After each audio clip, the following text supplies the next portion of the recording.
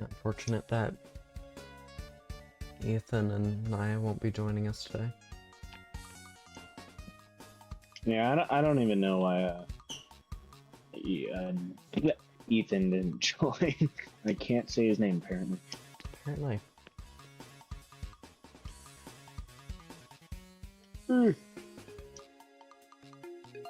I don't.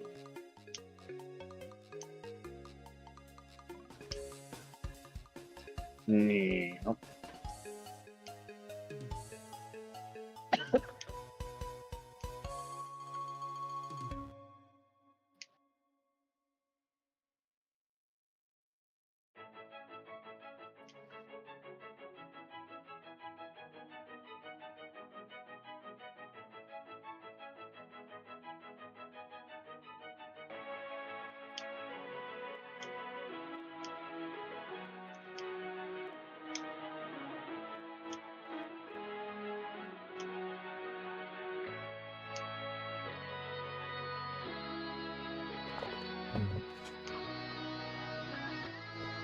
My nose. Yeah. Oh. So, a couple of new social media posts from Toby Fox that I saw earlier. They were both from 5 days ago. First one, a friend of mine was using a tool to analyze market research for his game. As a check, he tested it on Deltarune. Seems like I have a lot of things to work on. And there was an image attached with only text on it, displaying weaknesses on a bullet list containing unskippable cutscenes, some chapters feel half-baked, minor bugs, excessive makeout scenes, and slow segments in gameplay.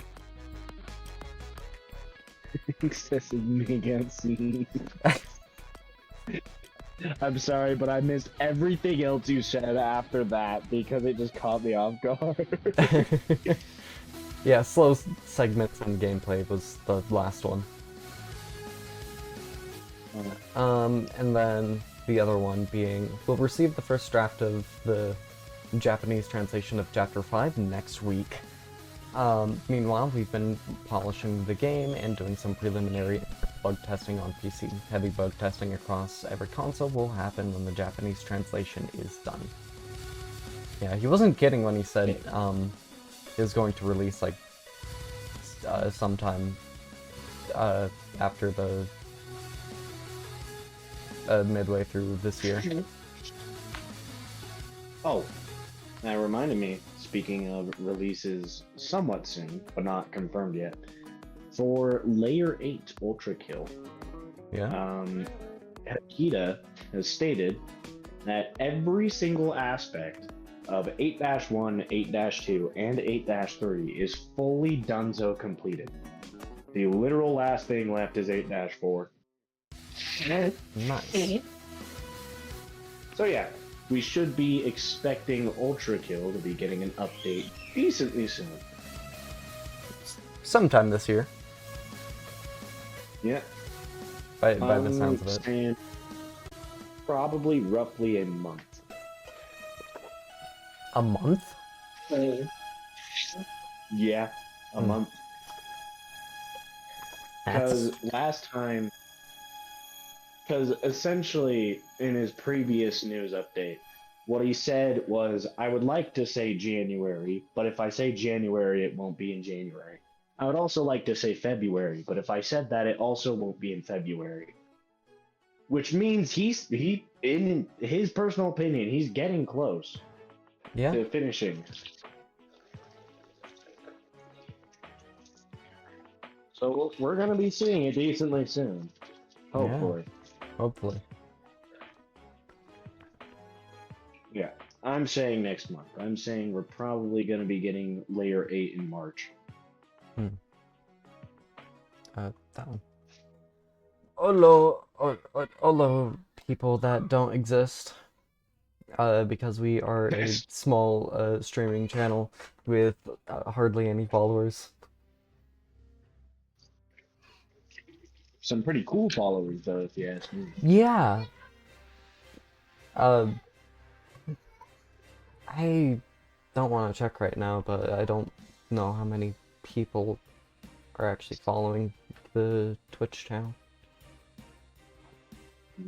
Do you? Or not? I actually don't. Anyway. Yeah, more problems. Let's see, we left The off at finishing chapter thing. 18. Yeah! Yeah, and after this, at some point in the future, we will archive. We will do all three of these whenever both of these release. Bard Quest, Jailbreak, and Sweet Bro and Hello Jeff. Just all at the same time, since both of these are short, this is also somewhat short. So yeah. Yeah. Alright. Next. Sick. DMK's attack ripped the universe in half. Next. Oh, that's a very violent ripping in half. The cathedral and the clock tower have been sliced in half as well. The curtains of space and time pull back to reveal the highly energetic, extra-dimensional cosmic superstring strata. What?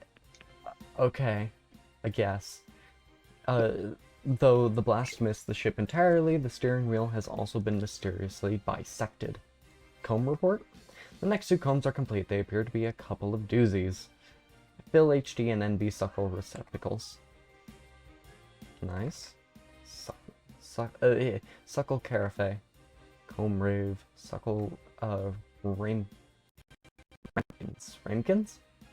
Comb rave. FAD and MK interrupt their brawl to wonder just what the heck is going on over there with the lazy Susan. Two of the receptacles are topped off. MM aggress more vigorously. Glomp. You sock HD right in the noggin with a bold swab of emerald green paint. She's not clean through her corset. HD returned to Dollhouse.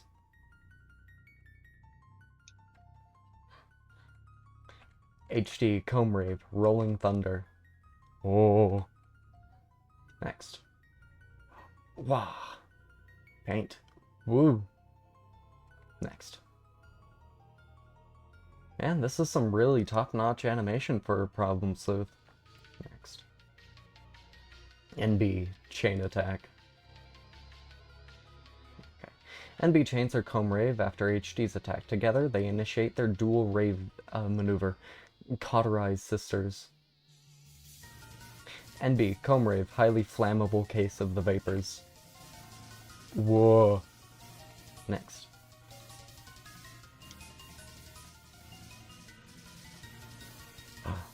Next. You become engulfed in volatile stripper fumes.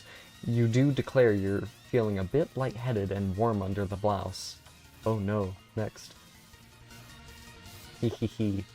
Stripper flamethrower thing. NB, finisher. You fire up your finishing move, level 99, Cuddle Tech, Tucker and Goodnight. Next. Wah! Flaming Knife Teddy Bear. Next. Madame Muriel has been slain. She drops the skeleton brush and the palette. 80. Enjoy life. You stroll down the sidewalk with your beautiful, loving family, thinking fondly of all the riches and power you've accumulated. You're going to get a bite to eat at a restaurant, you run, and then take in a motion picture at a theater which you also own. It's safe to say you hold this town in the palm of your hand. Next. But not everyone is thrilled by your meteoric rise to power. Nearby, a furtive eye leers at you behind an incognito pryglass.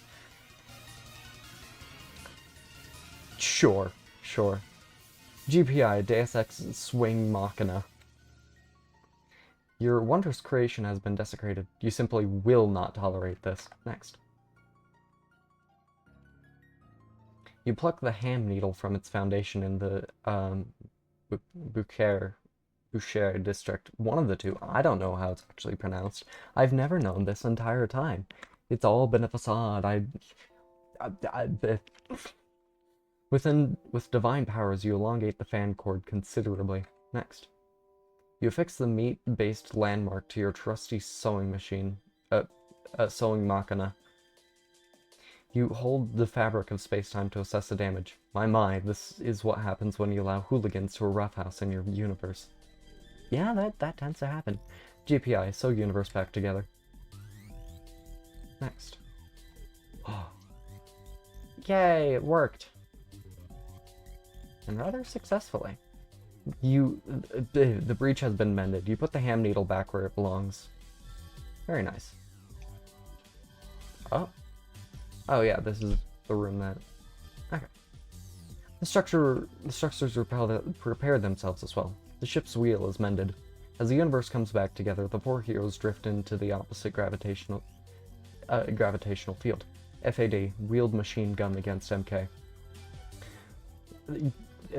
You're through with all this aimless ruffianism. It's time to give MK an up-close look at ugly end of your hairpin. MK, Doom, the Doom? There's no second O or an M there. That's Dawn, MM's corset.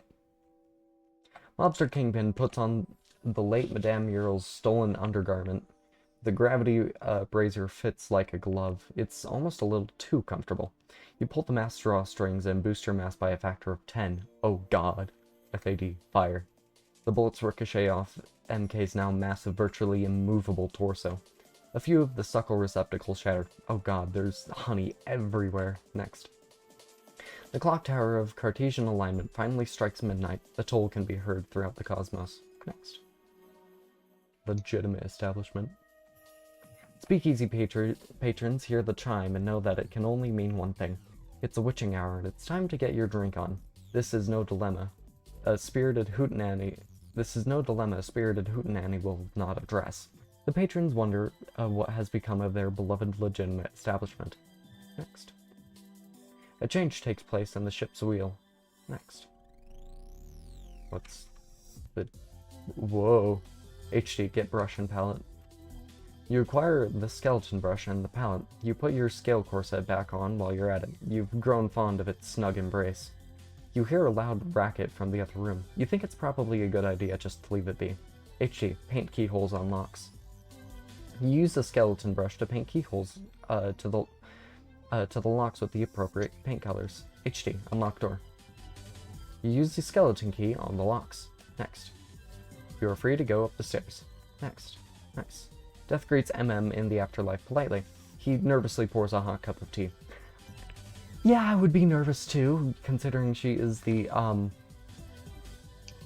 a wife to one of the most powerful entities in the universe. I'd probably say, like, third most powerful, I think. Next. He wonders if by any chance you are up for a game involving large mammals with unsatiable appetites. Hungry hippos. Next. MM becomes furious at the backhanded reference to her substantial carriage. Nice. HD, NB, ascend stairs. You both advance to the second floor of the dollhouse. It appears this is where MM keeps her whores imprisoned while they're not blowing honey coolers at concupiscent John's to scratch out some salad. No, this isn't... John's does not refer to John Egbert. He does not yet exist. That was actually a lot less dirty than it sounded. It looks like there's a pair of sunglasses on the floor. Heroes, turn crank. Oh. Closer to the clock tower, or the clock tower is getting... No, closer. Or, wait, no, that's...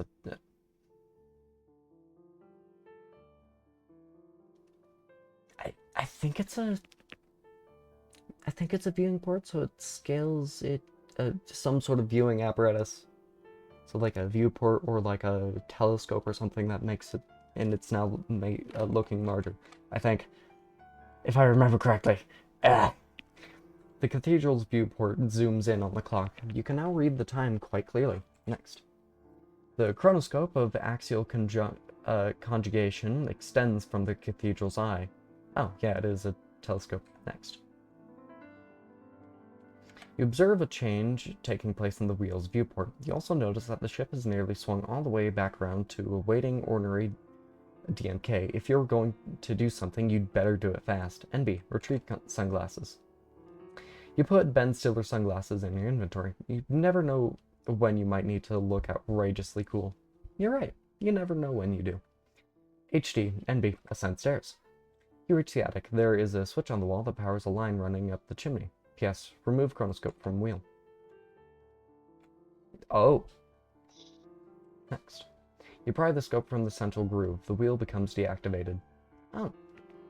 Sure, I don't know what that was meant to accomplish, but sure. Next. You got the chronoscope. FAD, combat operandi, belly of the whale. You've been locked in this futile struggle long enough. It's time to swallow this sucker. The whole enchilada. MK, battle technique, extortion. Once again, MK turns the tables on you and horns in on your somewhat ethnically flavored racket. Next. Fiesta A stick is pulled into Mobster Kingpin's generous tummy. No! Well, I guess you can fight from the inside if... Maybe. We'll see. Next. You transform into Fiesta Mobster Kingpin. Oh god. Your base mass and volume are amplified considerably. You are now way too big to exit the pantry door. Next. Thug, lower... Oh, he's dead now. Thug, lower pry glass to reveal a black ring around eye.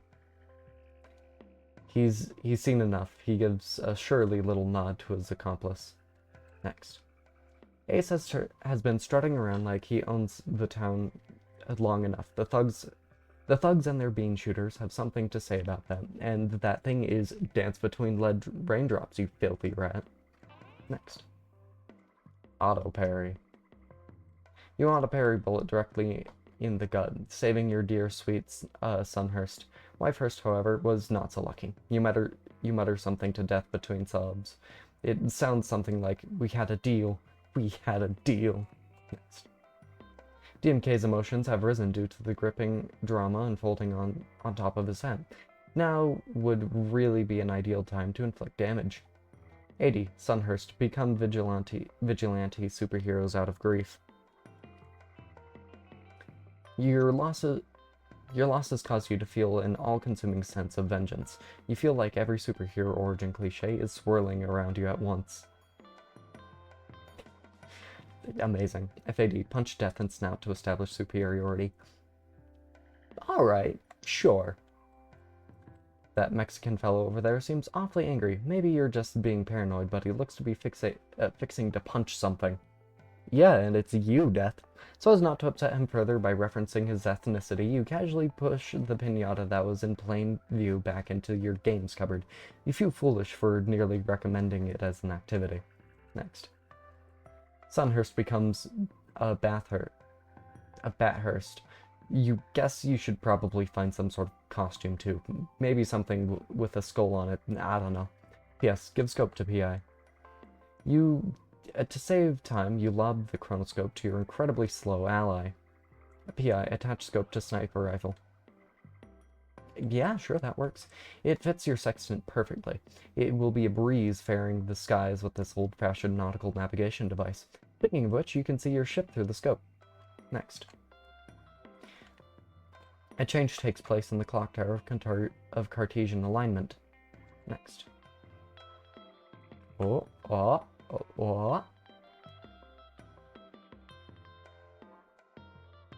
Ah, it becomes the rifle. The tower transforms into clock tower sniper cannon. Yeah, that sounds about right. PI, zoom in. You see through the scope that the Chicago overcoat has finally swung around in front of DMK again. Hey, there you are with a gun. You should probably be careful where you point this thing. PI, look around Universal Scope. You cast a furious ogle throughout the cosmos. The clock tower coordinates that same with your movements. Next. What's up there? It looks like something has been caught in the orbit of a distant moon. Yes, for the love of GPI, save that glorious bust. No, You've got to save it, even if it means taking a bullet for Captain Snoop. Next. PI had no intention of destroying the precious bust, and in any case, your valiant gesture wouldn't have accomplished anything, since it was, of course, the cannon that needed to be blocked, not the rifle. Yeah, I don't know what exactly what PS was thinking. Next. Or PI's finger slips. No! Damn it. Next. Well, the island was destroyed, not necessarily the bust, though I feel like it's going to fall since the island was destroyed. Yeah, it falls. Next. HC, flip switch. Finally, it is time to supply power to the fan. Soon a chilling breeze shall flood the heavens. The mighty blades will cut the air like an executioner's axe. The motor will purr like a jungle cat washing blood off its paws. It will bring terror into the hearts of your foes and how they will tremble. Next. Oh. The electric current makes its way through the well-traveled cord. It is well-traveled, you're right. To reach the fan, it seems the current must traverse the entire span of the universe and then back again. This should take approximately 18 billion years. Twice. Unless, of course, you can think of a way to increase the speed of light. Heroes, descend. Ascend the other side of the cathedral. The 4 heroes have reached the bottom of the city of the cathedral. It turns out ascending 66,666 flights of stairs is a lot easier than descending them. Next, the heroes take a stroll to the gutter pipe projects. Their curiosity is piqued by the peculiar arrangement. FMK, Titan brazier making you small enough to exit door. You pull on the volume drawstrings, reducing your volume by a factor of 10. You should be able to leave this blasted pantry now. The floor beneath you creaks under your highly concentrated weight. Yeah, it would do that. Next. Oh, it creaks and then you just fall through. That checks out. You fall through the floor of the dollhouse. PI. Aim at DMK. First you use the crack shot aim to sever the tether to the anchor. You then draw aim between DMK's multitude of ghastly eyes. PI. Fire. Next. The cannon volley deals significant damage, which DMK naturally is quick to regenerate. You'll have to keep plugging away at him to keep pace with his demonic defenses. On the plus side, this surely means there will be plenty Pang Nectar to work with soon. Next. Zombie Ace takes the brunt of the actual sniper rifle fire, but adequately manages to auto-parry each shot directly in the face. Yeah, he would do that. ZAD matured a new paragraph, Grocer's worst nightmare. ZAD, combat operandi. Check yourself, Jonah. You are fed up with being a squishy necrotic doormat. It is time to use your most potent combat operandi of all. You quickly transform into a zombie corsair dick to suit the nautical theme of your awesome marine mammal-based attack. Next. Ugh. Giant whale that is about to eat. You fire your harpoon gun into the great monster's hide and hoist yourself up. In the process, you rudely bump the PI and knock his aim off kilter a bit. Next. You make a stand for the freedom of your people. There shall be no dick trod upon again. The prophecy was true. You are the chosen one. The sleeper has awakened. Next. The cannon's fire drifts. No! The whale! No! Next. It is dead. The prophecy shall not be accomplished. Sperm whale falls through the sky and lands on a building. This all seems highly improbable. Next. No! The flicker is gone. The artifice ambient he is dead. Or not dead, he is transformed back to normal, I should say. The impact of the ball finally snuffs out your flicker completely. Zombie Ace's gambit schema has expired. You have fallen through many floors of the building and landed in a jail cell.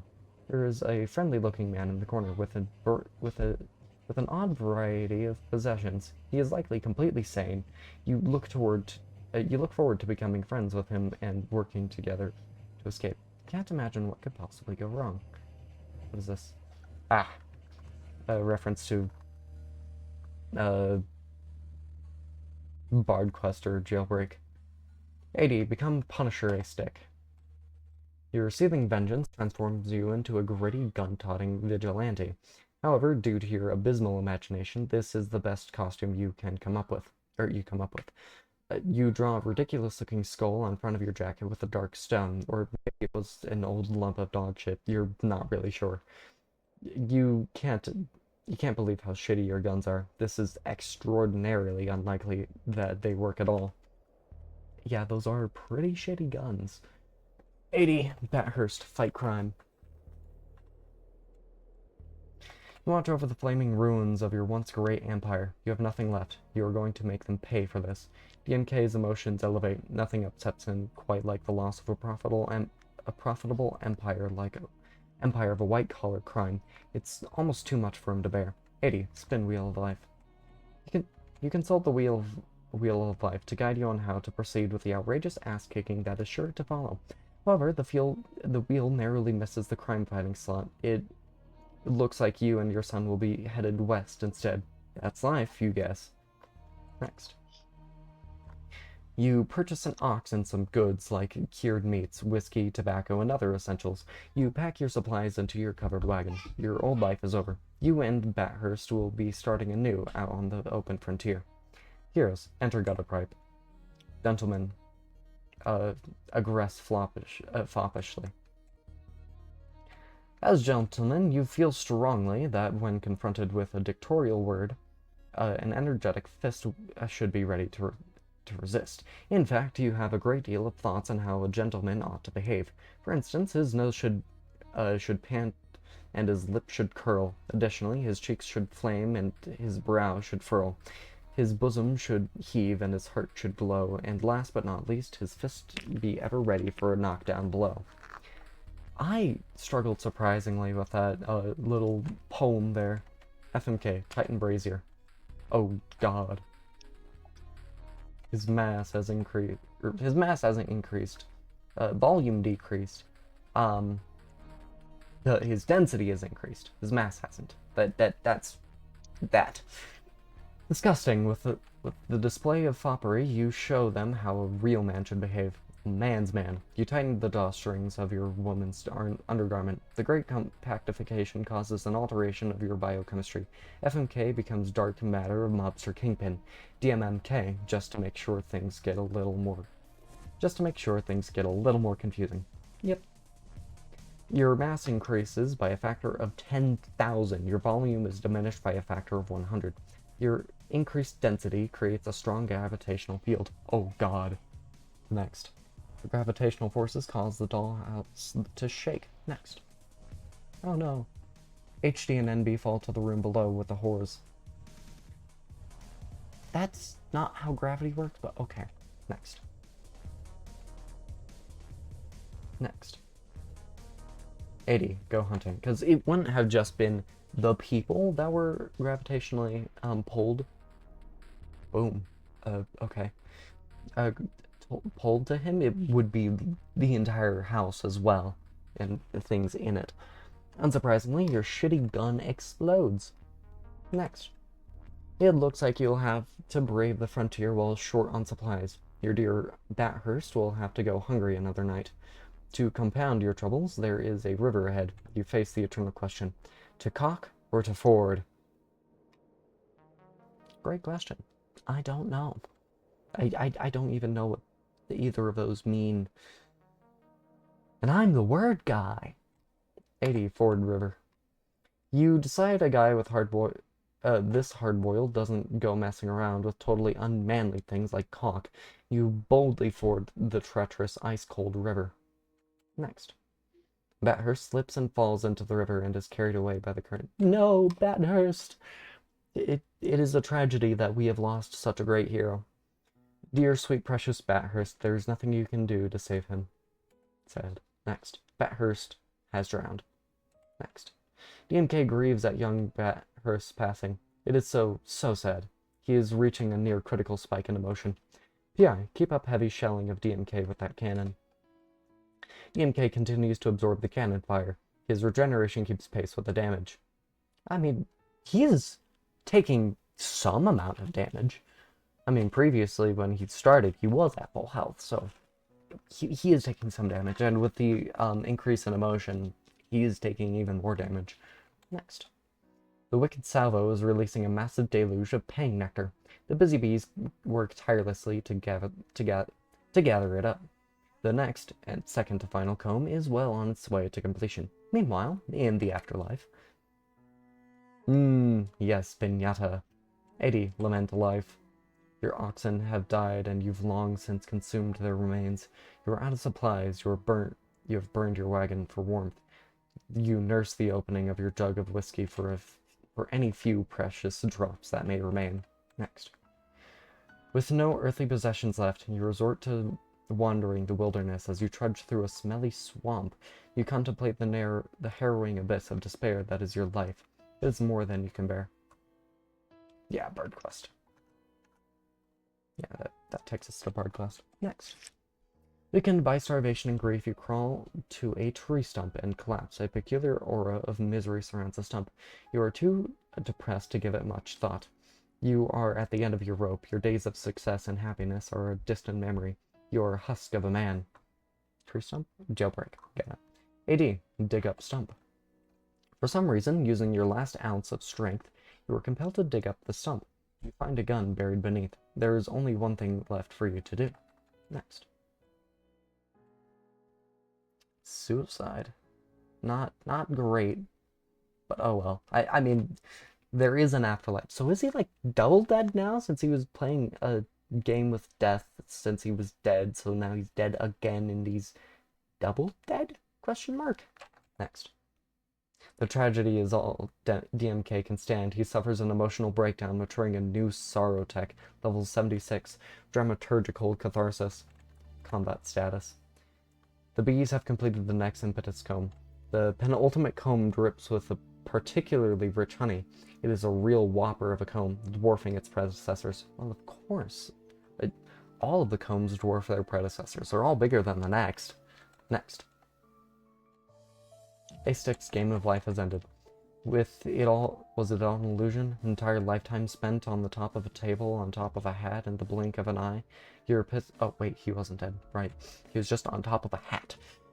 Your piss-poor imagination grapples with the heady metaphysical issue to little avail. Next. Death returns, possibly to offer perspective on the lessons learned from the game of life you were so eager to jump into. Perhaps next time you will tread with greater caution. 80. Punch death in snout to establish infuriation. Yeah. I personally wouldn't. I mean, loss is part of the game of life, and you have to grapple with that in your own way, and you really shouldn't blame yourself or others for those losses, unless those losses were directly caused by others, like in murder or something. I don't know. Anyway, less retrospective, or not retrospective, less thought, more read. Next. While death is distracted, a number of stragglers appear to be wandering out of the afterlife. Next. Death is terribly flustered. He attempts to shoo everyone back in the door. Fill PFPI's suckle receptacle. PFPI, comb rave, temporal replica collision. Oh. Past future pickle inspector taps the outrageous powers of the seventh comb Jacose honey.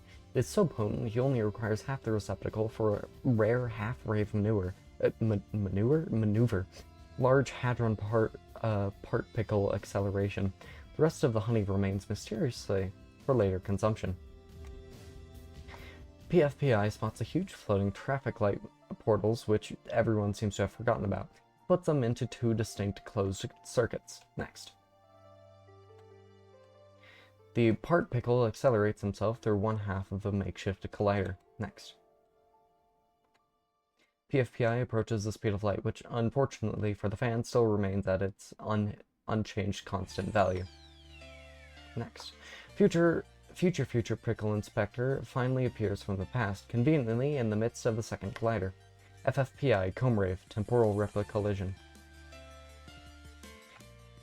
FFPI uses the rest of the honey for the other brave maneuver, Large Hadron Anti-Particle Acceleration. Hi, Yeah. you have arrived. I have. Fashionably late, as always. As always. Breathe. And as always, Breathe. meaning not arriving for the first session, not arriving for the second session, late for the third session, and then late for the fourth. Fourth and final, I believe. Yes, it is. For Problem Sleuth, anyway. There will be one more stream sometime in the future for Bard Quest, Jailbreak, and Sweeper on Hello Jeff. He begins his journey in reverse through the other half of the traffic light portal collider. Next. Large Hadron particles draw aim at DMK, just beneath the large hat drawn on top of his head. Next. Collide. The two particles collide, obliterating each other in an act of self-sacrifice. It is a chance to use their lives for the greater good which they relish. How much damage does that impart? Next. 80. Half-tearful reunion with Bathurst. Holy. That is quite the collision. Death was unsuccessful in his attempt to shoo everyone back in the door, so they have no choice but to brace for impact. Ace Tech shields Sweet Bathurst from the terrible blast. You won't lose him this time. Never again, you say. Never again. The tender reunion causes DMK to grow a second emotions gauge. Which, what are you doing to this poor man? Tormenting him to great emotions. Next. It turns out to be a moot point, though. DMK's final health meter has been totally wiped out by the collision. Pang Nectar is everywhere. His epic swoon causes him to descend. Swoon? Next. There's a strange fellow standing on top of a large hat, drawn on DMK's head. You're quite sure you've never detected his existence before, and probably never will again. You have discovered the elusive supermassive Higgs bonehead. He appears to be very dense, unintelligent, slow-moving, and tragically short-lived. Cool. Next. Meanwhile, DMK... Why is there a lime with my taco? What? I ordered Del Taco, and they put a lime in my shrimp taco. In the taco? Not in the taco. Okay. With it. That's just for flavoring. Yeah, still. You can squeeze it. You would think they would just throw the lime juice on there. Not everybody likes lime juice.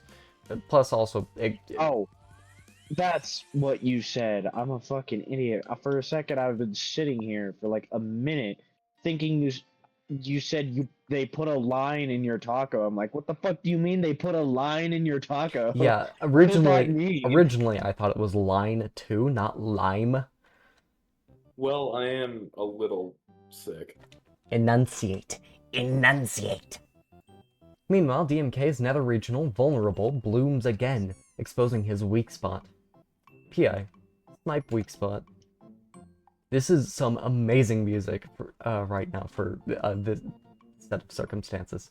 You can probably end this whole thing right now with one clean head bulb shot. Next. Your sextant is out of ammo. Damn. Unfortunate. Death. Appraise Bonehead's mortality. That's why. The mournful look in Death's empty socket says it all. You are not long for this world, Mr. Bonehead. I am so sorry. Higgs Bonehead.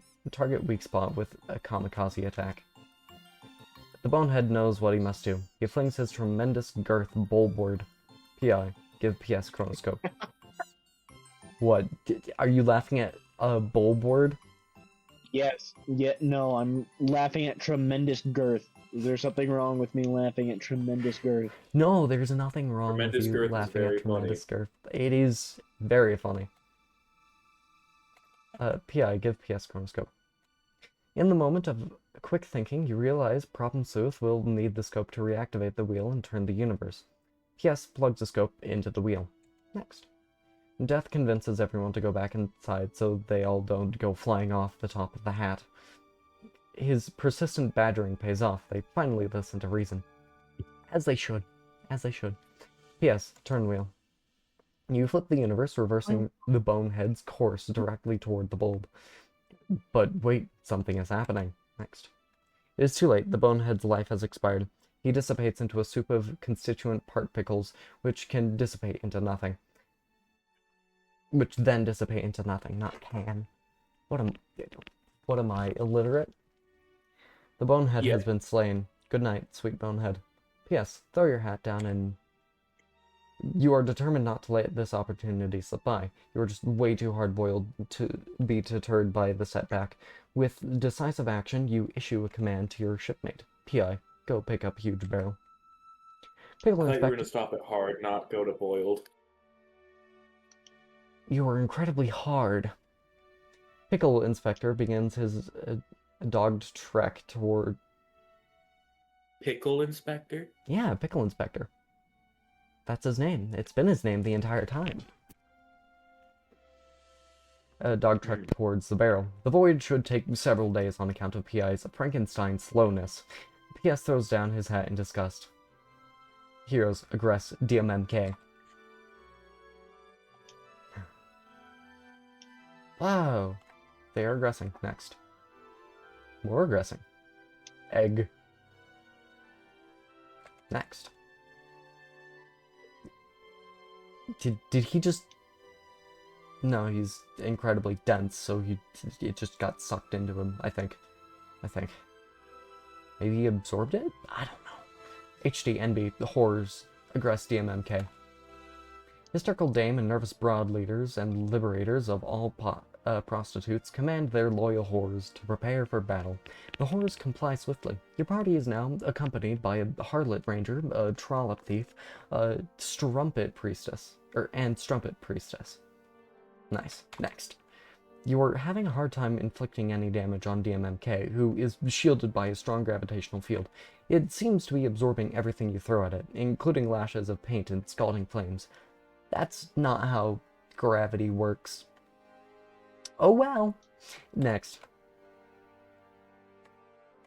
The horrors aren't having much luck either. The field swallows up your arrows as well as an entire summoned demimond goddess.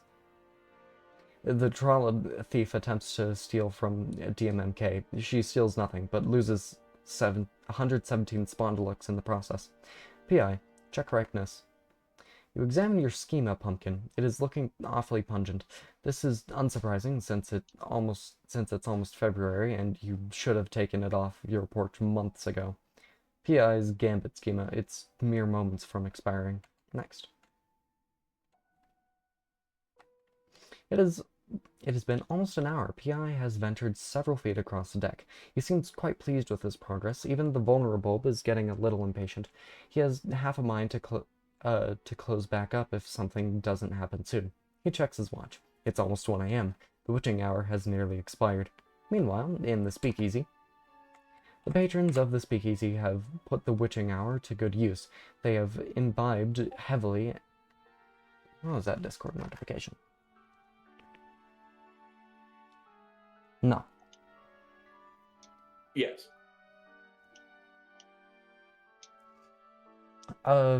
Imbibed heavily. And any one of these fellas will tell you the whole wingding's gone like eggs in coffee. Everyone is in agreement. It's about time to relocate this hootenanny to the sleazy brothel. But the hatless man demands a nightcap before they go. He slurs instructions to the barkeep that he'd like whatever's in that bottle over there. Next. Did I just hear wingdings? Who's speaking in hands? No one.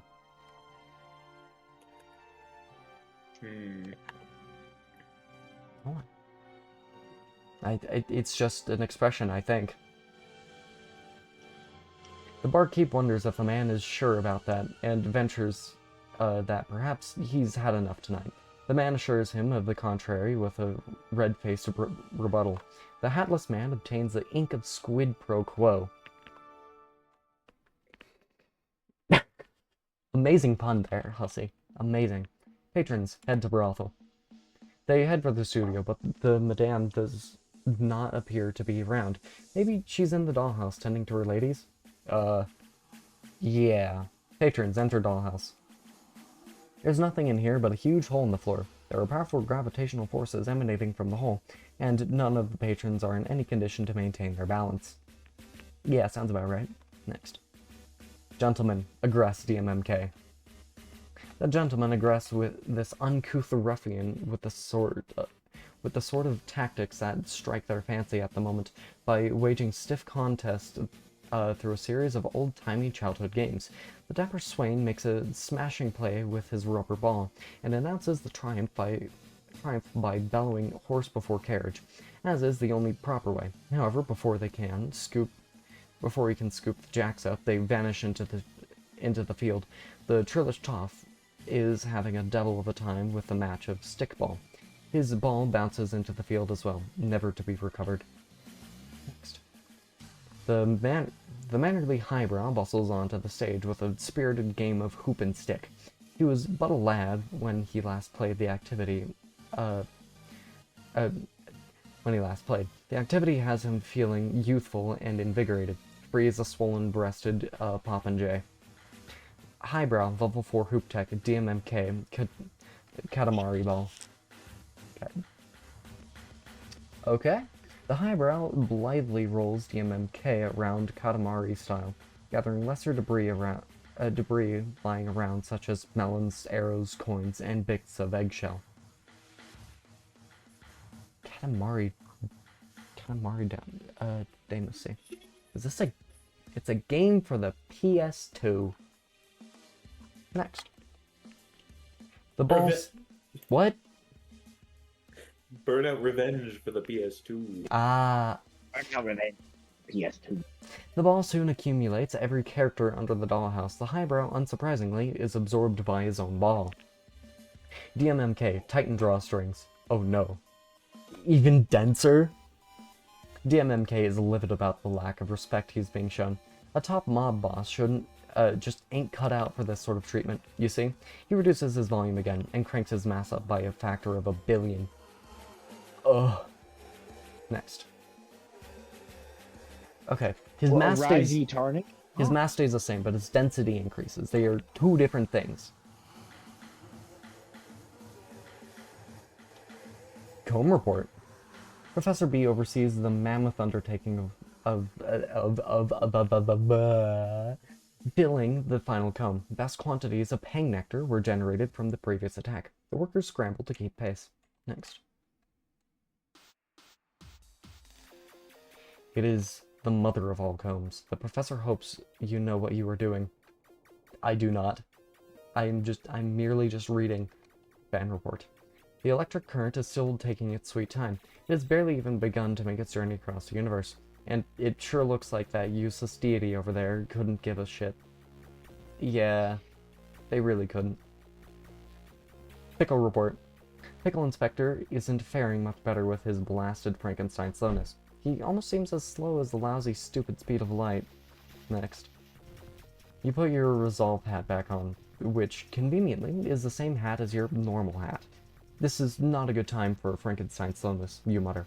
In fact, you say, gathering an exceptionally hard-boiled demeanor as you poise yourself to deliver a cold-blooded line. Next. There is no time for Frankenstein slowness, which is a good time for Frankenstein slowness. What? Huh? Problem Sleuth. P.S. What the fuck are you rambling on about? P.S. Turn wheel 90 degrees. You pitch the universe 90 degrees. CCW tipping the barrel towards an utterly immobile PI. PI readies himself to catch it. Next. It does nothing. The barrel bounces off PI's head, sailing overboard laterally. PS writes the universe to let it fall beneath the weak spot. PS, turn wheel 180 degrees. And bonk. And next. Spunk mirth. Gold. DMK's supply of spunk mirth has been depleted. PS, right universe. The universe has been righted. Next. What pumpkin?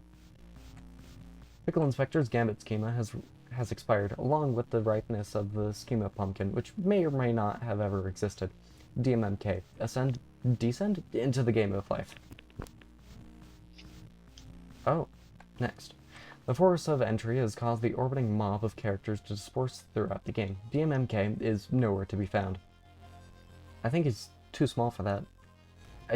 I'm sure at some point he's just going to become so small that he inevitably just murders himself due to his density, I think. Maybe? Maybe. Next. DMMK descends from the heavens, much to the rapture of his zealous acolytes.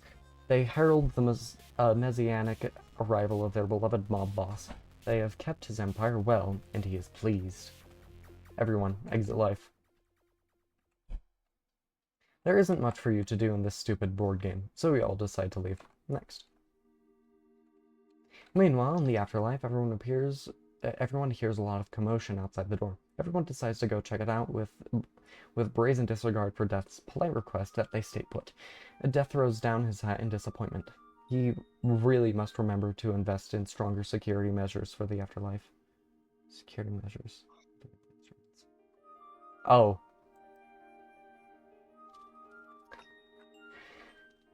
Oh.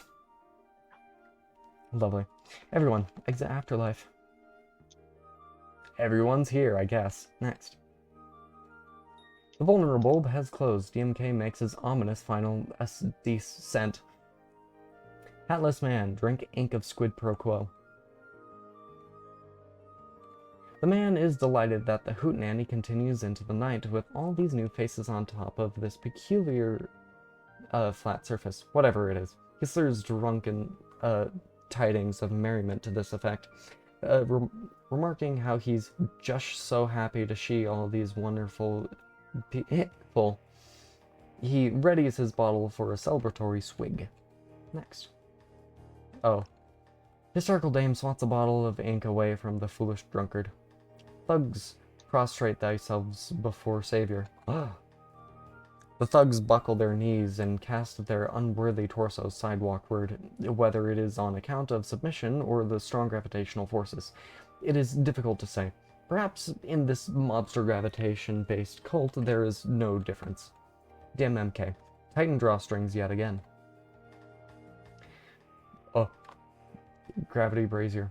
Mass, whatever that number is, and volume, 1/10,000th.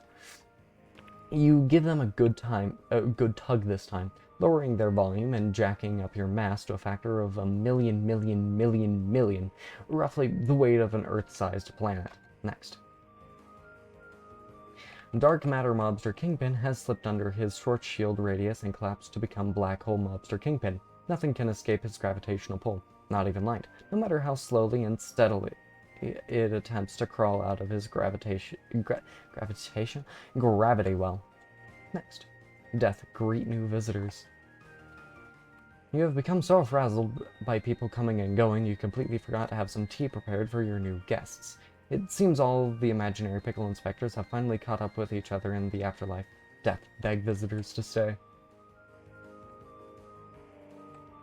You plead with these fellows to stay put in the afterlife. You are at your wit's end.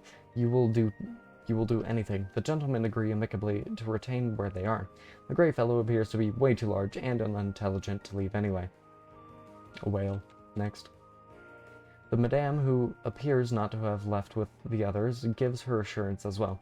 She suggests a round of that game you were so fond of, the one with the mammals. She doesn't mind. If you didn't know better, you would swear the madame was beginning to fancy you. You become a little uncomfortable. Yes, get ye ink flask. Sleuth acquires the ink of squid pro quo and puts it safely in his pocket, where any good flask belongs. The items remaining in your inventory are, of course, 4 precious pieces of candy corn, a lot of useless ammunition, and your supplies of elf tears, weasel snot, hog slop, and pie fillings, each respectively at 36, 12, 18, and 29 drops, precisely. Now, all you need is a weapon. Next. Water.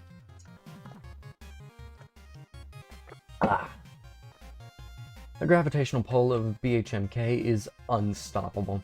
The game of life is being ripped apart. Buildings, trees, ugly dogs, everything is sucked into the event horizon. Oh no. Next. Oh, next. Next. Ah, he turns his head once more to reveal. Oh, that is quite the demonic form. Even more demonic than the previous two. Next. 3! Wow, that was totally unexpected when the first one was 2, the first one was 1, the second one was 2, and the third one was 3.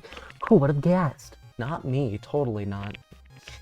It's DMK's third and final phase. He is more fearsome than ever, with 3 health meters and a deadly black hole version of his non-imaginary self pulsing on top of his head. In addition to which, he is completely invulnerable to all physical attacks and has no weakness to increase his blood sugar or emotions. He is only susceptible to damage caused by righteous fires of charisma, but it is doubtful there is any hero in the cosmos bold enough to wield them. Oh, he also regenerates any quantity of damage he suffers instantaneously. Good luck. What? NBHD gets sucked into Event Horizon in more elongated manner. As you approach the event horizon, the strong tidal forces cause your aspect ratios to be stretched out, and NB loosens her aspect corset to compensate. Of course you would. Next. The closer you get, the more pronounced the gravitational time dilation becomes. To everyone else in the universe, you appear to be slowing down until you seem frozen in time just outside the horizon, but to you, anything in the universe appears to be speeding up. Next. Just before you cross the event horizon, you catch a glimpse of every future event of the universe all happening at once. NB, put on sunglasses. What you witness cannot be described by words, a spectacle transcending time and space. If it is true 1,000 angels dance on the head of a pin, then so it all seems all universal events imagined in real play on the polarized lens of a Hollywood B-list celebrity. Next. You cross through the event horizon. DMK, level 99. Coddletech Thornswoggle. DMK deploys his black briar of cruelty. The macabre thicket acts as yet another impenetrable defense barrier, as if he needed one. DMK can also wield the bramble offensively. The frisky creepers get down to business. It is the business of not minding their own business and involving themselves in your business.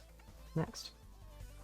Ow. PS and PI are constricted in a prickly sleeper hold. Could this be the end? I suppose if you were to perish, you could always just walk out of death's door again. Oh, wait. Next. Death and Company. Level 3. Hippotech. The Hunger. Ah, the comb is nearly complete. Next. Hippo inspectors ascend to Godhead. The 4 PIs are beckoned by their creator. GPI fondly regards his beloved children. Yeah, okay. Next.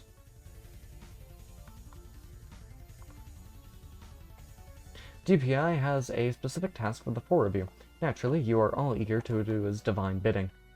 PIs temporal replic simile and ad infinitum. Oh. They just... Oh. Each PI divides himself into 2 smaller parts. Deploying one to the past, the other to the future, their parts continue this process ad infinitum. Soon, the particles are so small they exist on the atomic scale, and so plentiful they occupy every location and every moment of the universe's history. Next. Oh, up quark, down quark. That's...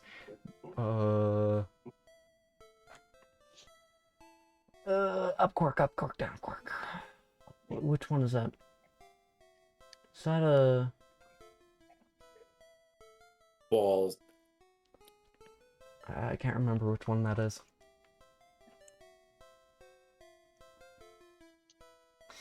The particles politely play the roles of each elementary particle in the standard model, namely quarks, electrons, and neutrinos.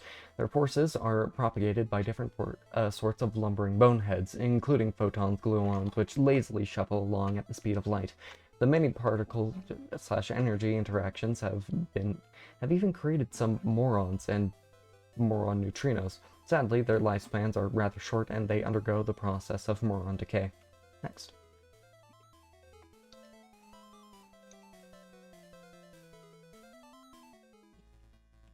The particles spread throughout history to comprise all of the matter in the universe at every moment of time, and so it was that GPI created the universe. He regarded his creation with fondness and saw that it was good. Don't quote the Bible, or don't reference the Bible. That's cheap writing. I think, maybe, I don't know, I don't really care. Next. The total forces cheap of... writing. What? I don't get that. Bleh. I don't know, I'm just reacting for reacting's sake. The tidal forces have stretched hysterical dame into a string of quirks. Nervous broad maintains her voluptuous, full-bodied figure, but isn't sure how much more she can loosen her corset. HD, NB, land already. HD reverts back to her original dimensions. Next. The others land too. You wonder where the heck NB went. Next. It seems you were all standing on her. She tightens her corset. Okay, cool. Next. It looks like the Demimonde goddess has been waiting here to greet you. Wherever it is here might be. She had an earlier occasion summoned her army of Cortesian angels to help her escape. They naturally proved to be of no use whatsoever. There are an awful lot of them. Next. 1,000 to be precise, each shrunken to a minuscule size. It could be that these are 1,000 angels, which are said to dance on the head of a pin. Next. Or the head of a kingpin. Next. Whoa. Next. What? Why is everything fractals? Next. What the fuck? Next. Weasel King, Survey Kingdom. His Royal Excellency makes a regal and slightly disconcerted perusal of his realm through the brass eyepeep of his imperial gazing wand. He has been monitoring developments with the nearby volcano, which until today has been inactive for centuries. Next. Yet, yes, it does seem that Mount St. Lardas is fit to burst. Oh my. Earlier. Now. Oh god. Recap part 2. The devil is touching up a few notes of his sulfuric tablature. He documents a tale which was last updated in the Tome of Wayfaring Souls by a now rather preoccupied Death. When Death had finished his last entry, DMK had just exposed his second face. Team Sleuth had invoked their Gambit schema, HD and NB had begun wandering through the sleazy brothel in the sky, and AD was embarking upon a game of life with death. It is that game where we pick up again. The match began as a friendly one, but became quickly reduced to a series of boorish tactics by AD, who stole all of Death's money while he was distracted. They pursued each other in their game pieces, but AD struck a defenseless woman who was crossing the street. AD pleaded with Death to spare her life, but Death was nowhere to be seen. Miraculously, the woman survived, and then AD and Wifehurst became married. With Wifehurst, AD sired the adorable Sunhurst as a family. They enjoyed years of peaceful, prosperous life. As AD built an empire on voracious, illicit, legitimate establishments. This activity caught the prying eye of some thugs who were none too pleased with AD muscling in on their boss's racket. One day, while taking a walk, AD's family was gunned down by the thugs. AD auto-parried a bullet to save Sunhurst, but Wifehurst was not so lucky and perished. This prompted the surviving family to seek vengeance as vigilantes. They become Bathurst and Punisher Dick. Unfortunately, the Wheel of Life had different plans for them. Rather than fighting crime, they would be heading west to the open frontier. Tragically, Bathurst drowned while they attempted to ford the river in their wagon. AD was inconsolable with grief and wandered the countryside. Heartbroken and alone, eventually he found a gun underneath a tree stump and shot himself. With each successive misfortune befalling AD, DMK's emotions level increased, causing him to be susceptible to physical attacks. This allowed PS to inflict major damage through his Gambit schema, Candy Corn Vampire, with its heightened attributes such as increased strength, endurance, and vampire fastness. His first move was to invoke Combat Operandi, Armistics, summoning Death, who was called away from his game of life with AD. Death gave PS his Scythe to wield against DMK. PS utilized the Scythe in its various forms, culminating with the A-Bomb Scythe, completely wiping out one of DMK's 2 health meters, and well as permanently destroying the Scythe, much to Death's sorrow. Concurrently to this battle, HD and NB were trapped in the brothel, equipped with a couple of special corsets. They were confronted with a very large fan plug which they needed to find a way to plug in for some reason. This led them on a journey through the brothel, which involved conducting sultry performances in a series of private booths, which involved using items on hand to either remove a small mural from a wall or conceal it with a coat of paint, or generally deface it in a rather seductive fashion. The performances were much to the delight of the 3 gentlemen, a mannerly highbrow, a dapper swain, and a churlish toff, who each sat in their respective coin-operated viewing booths. Once the coin-op slot's time had expired or become disabled in some way, the window no longer served to display the other side of the booth. Instead, the windows served as portals to various trucks, including a bread truck, a cheese truck, and a ham truck, and allowed someone to either exit the rear of the truck or enter the cabin of the truck, depending on which side of the booth one enters from. This rear exit/cabin entrance polarity was controlled by a series of switches on the ceiling, just outside of the booths, accessible only to one with a significant height attribute. NB used these portals to thread the fan plug through them and out the backs of their corresponding trucks. Stepping through the differently shaped portals, as well as making adjustments to their aspect corset, served to modify their proportions as well as her Vim attribute, which was at times useful for carrying the plug. She also helped the highbrow to drive the bread truck, while HD also drove the cheese truck with the swain to various destinations to facilitate the threading process, at one point threading the cord through the eye of the ham needle. Finally, they used the ham truck to deliver the fan plug to the gutter pipe projects, and fed it through the pipe and out the lens of the motion picture projector, which projected the plug at a normal scale which could fit into an outlet, and projected HD and NB at a diminutive scale. HD used her scale bonus to bring her scale back to normal, and entered the door of MM's studio. NB remained small and simply walked through the mouse hole with the plug. In the studio, NB used her corset to become very tall to plug in the fan.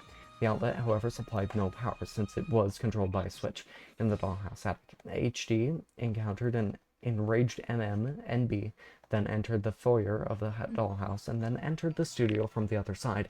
With her dimensions restored to normal, HD and NB clashed with using their weapons of burlesque seduction on the Madame.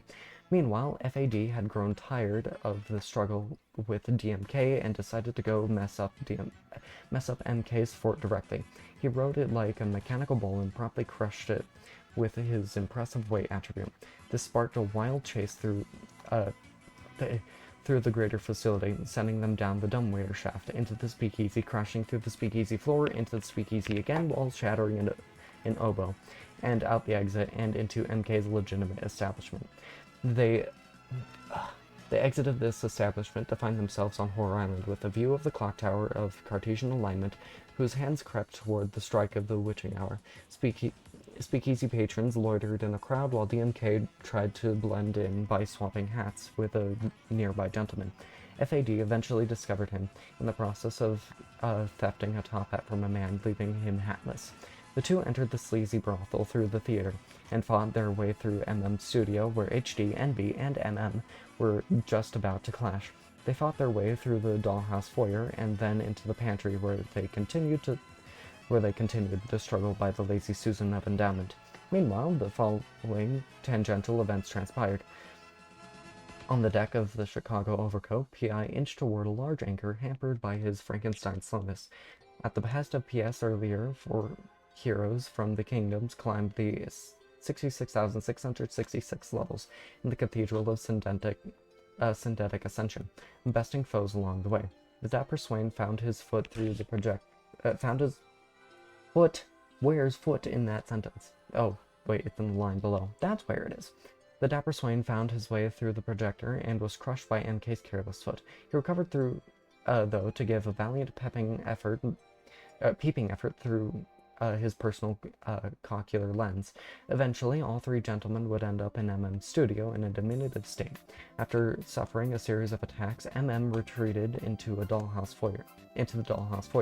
To equip her corset, she discovered it had been stolen, though. Her assailants pursued her, and she fought back using her skeleton brush and pallet. On the ship, an impetus comb was completed just as PI reached the anchor. He was about to use a pretty lame comb rave that possibly involved an anchor, when MK's swapped suckle receptacles in the pantry to steal the ray for DMK. DMK then used his ridiculous power attack to fill him with daylight. PI dropped the anchor overboard, hooked it on the cathedral, causing the ship to swing around out of range of the attack just in time. DMK's attack ripped the universe in half, exposing the extra-dimensional cosmic super strength strata.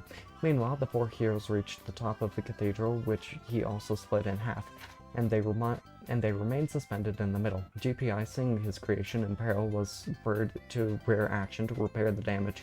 He invoked Deus Ex Sewing Machina, picking up the hand needle with the fan cord threading through, and affixed it to his sewing machina.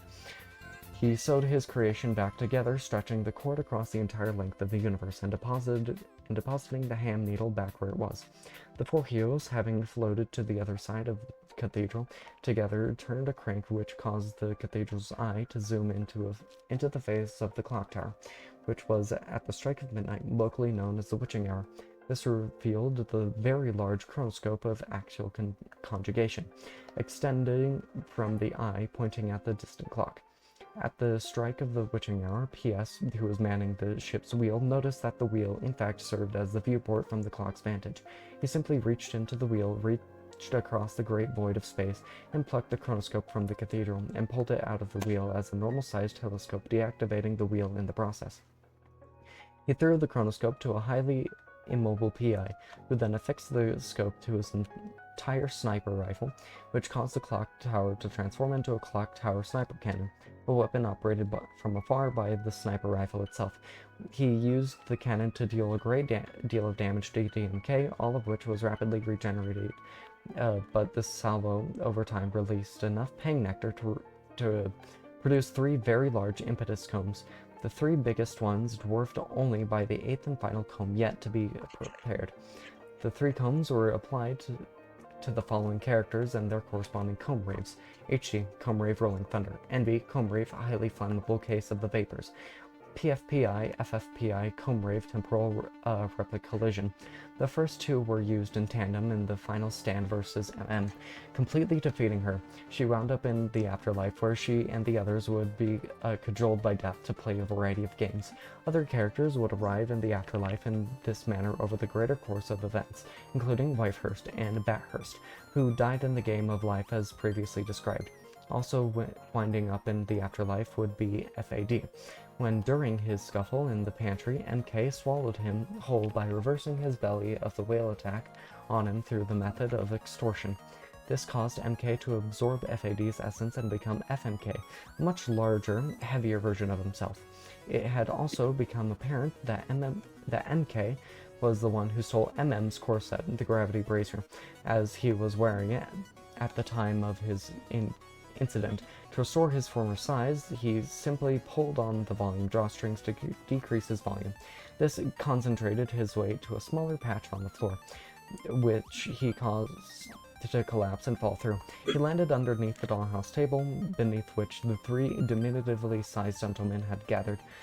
The four heroes would eventually gather there as well, as they had since ascended/descended the other side of the cathedral to the other city streets, and jumped through the projector. This group eventually included all the speakeasy patrons after the witching hour expired, including the hatless man who managed to obtain the ink of Squid Pro Quo for later ill-advised consumption. After slaying MM, HD, and NB acquired the skeleton key to unlock the door for the upper floors. They ascended, freeing several whores and recovering Ben Stiller's sunglasses. They reached the attic and flipped the switch supplying power to the outlet. The fan, however, did not receive power right away, since the electric current now needed to travel the entire length of the universe, a journey which would take light approximately 32 billion years round trip, and would take current through the copper wire even longer. Below the dollhouse table, the gentleman caressed FMK foppishly, which caused him tighten his gravity brazier to increase his mass while decreasing his volume, augmenting his gravitational pull overall. This pull caused HD, NB, and the liberated horrors to fall through the floors and under the table, where they, the gentleman, and the 4 heroes would battle what had become DMMK. They fought DMMK to no avail, as his gravitational field absorbed his attack. The highbrow playfully used the small kingpin with his level 4 Hoop Tech DMMK Katamari ball, and began rolling up everyone in the room into a ball stuck together by his gravitational field. Angered, DMMK pulled his drawstrings even further, increasing his mass and falling through the bottom of War Island altogether. The jumble of characters fell through the sky for some reason, while below the others dueled with DMK. Did one of you two, were one of you two about to say something? No, I just heard. Oh. Actually, I was talking to myself, but I might as well say it because it's funny. I opened TikTok. First sentence of the video that comes up first, you can't force hummus up someone's rectum. Yeah, you can. You can, but you're not supposed to, and yeah, certainly not a viable method for extracting information. It'd also be really hard considering it's, hummus. Anyway, ZAD, combat apparandi. Check yourself, Jonah, to summon a whale, which he commanded as a mount. It was quickly shot by the sniper cannon. ZAD and the whale fell into a prison building below, where the whale died on the roof, while ZAD crashed through numerous floors and became trapped in a cell with a prisoner. Eventually, ZAD and the whale and the prisoner wound up in the afterlife too. PFPI used the penultimate comb rave, temporal replic collision, in conjunction with his future self, FFPI, who finally appeared from FPI's previous use of temporal replic simile. The two accelerated through the traffic light portals and collided together, intersecting with DMK. This attack depleted the remainder of DMK's health and caused him to descend. It also killed PFPI and FFPI in the process, and the part pickle collision created the short-lived Higgs bonehead in the process. Meanwhile, everyone in the afterlife was developing the habit of coming and going through death's door at will. Much to the dismay of Death, it was at this point when AD shot himself in the game of life, emerged from the game unharmed, and reunited with his family, which set DMK's emotions to be maxed out and in time to be dealt massive damage by the replic collision. The cluster of people falling with DMMK eventually landed in the game of life on DMK's hat. All characters except for DMMK exited Life's door, opposite Death's door, for a large reunion with the deceased characters on top of the hat. PS turned the ship's wheel, causing the large barrel to fall and bounce off PI's head down to the vulnerable below. It struck the bulb, depleting a DMK's spunk mirth. The bulb closed, DMK ascended, and soon revealed his third and final face. PI's gambit schema finally wore off when the ripeness attribute was finally depleted, completely rotting the schema pumpkin, which may never have existed in the first place anyway. DMMK in the game of life pulled his drawstrings hard enough to collapse into a black hole, becoming BHMK. BHMK sucked in his 2 groveling thugs the entire game of life, all the characters on the hat, sans Death, MM the whale, the bonehead, and all imaginary PIs who obediently remained in the afterlife. Life's door and Death's door were sucked into. They all landed on top of BHMK's hat inside the black hole, greeted by the Demimonde goddess and 1,000 Cartesian angels with no apparent means of escape. DMK's new form quickly ensnared TS and PI in his barrier of cruelty. PS had recently obtained the ink of Squid Pro Quo, dropped by the Hatless Man, and has yet to discover a weapon to wield against DMK. In space looms the biggest comb of all, nearing completion. Orbiting it is a moon about which itself orbits the candy mecha legs, which support the precious Captain Snoop bust. Also, on GPI's instruction, PPI, FPI, PFPI, and FFPI just became all the subatomic particles that ever existed in the very universe, and always comprised every character and every physical location all along. The devil wonders why he's even bothering with this useless exercise in the self-evident. What's this? Show map of full location seen by the player thus far. For John. Who's John? I don't Holy shit, know. that's hilarious. Who's this Next. John fellow? I've never heard that name before. Not John Egbert. I don't think. Hey, I'm pretty sure. You guys want to know something? You guys want to know something funny? So there's an Angry Birds Epic, the RPG version of Angry Birds. Someone made a hardcore mod. I've known about this mod for a month, but I've just in the background had someone playing the mod, and out of nowhere I hear Hammer of Justice start playing, and I'm like, huh, what the fuck? So I look over and I see Red and Chuck from Angry Birds fighting motherfucking Gerson Boom. Huh? Huh? Why? Huh? I think they might need a hand. After reading that entire page, my mouth is tired. Really? I just My lips too. exaggerate. I can't exaggerate to you the pure befuddlement I felt in that moment looking at that. Yeah. Well, I think just about any of us would be pretty fucking confused. I hear the music and I know what I'm listening to and I know what game I'm playing, and I'm like, am I going insane? So, and that's when I look and I see that, and I almost immediately started burst out in laughter, but I didn't because he was reading and I didn't want to just interrupt. Ugh. That was quite the body of text. I think that may have been the longest, or okay, one of 3 longest texts written. No, it'd be. It's just one of the longest. Okay. The others being the other reviews and things, or not reviews, recaps for Problem Sleuth and Homestuck. Anyway, the gravitational pull of BHMK is slowly drawing every heavenly body closer together. The levels of the cathedral's synthetic ascension are telescoping under the forces of compression. Oh boy. Next. The Briar of Cruelty is choking the life out of you and your ally. You'd better think of something fast. Your lives depend on it. Indeed, the entire universe depends on it. P.I. Tickle Briar of Cruelty.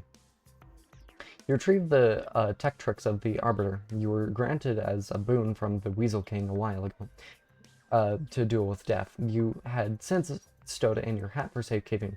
That bit of cunning foresight was certainly a feather in your cap, figuratively speaking, of course. Of course. P.I. Tickle Tech, level 1, Feather Metal. Your foolish butter... Auto fumble. Your foolish fingers mishandled the feather.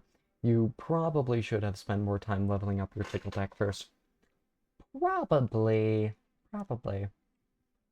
Ugh. Next. Oh no, it's falling. Yes, catch it. You obtained the legendary Tectrixcalibur? What? Yes, /Briar. I'm surprised I was able to slash the Briar. Next. P.I. lands at the ship's helm, ready to put the wealth of nautical experience from his skippering days to use. Skip? Huh? That is... P.I.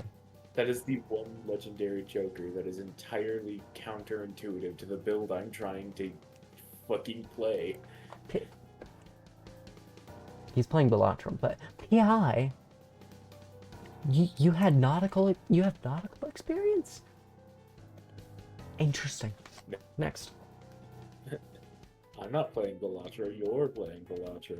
No, I'm reading Problem Sleuth. You're playing Balatro. Nuh-uh. Oh, the roles have switched. The turns have tabled. Final combat status. Oh, yeah. Comb status. Oh. The 8th comb is complete. Hooray. P.S. Phil Suckle Receptacle. Final rave. P.S. Sepulchritude. The final chapter, I think. The righteous fires of charisma wipe out the briar. The resplendent light of divine pulchritude consumes your spirit. Next. Next.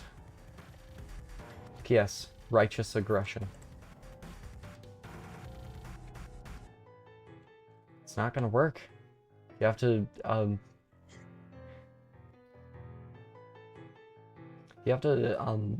deal so much damage to deplete at least one of the health bars all at once in one attack. DMK, or not DMK, next. DMK's third health meter has been eliminated. Oh, there we go. Death. Secure doors.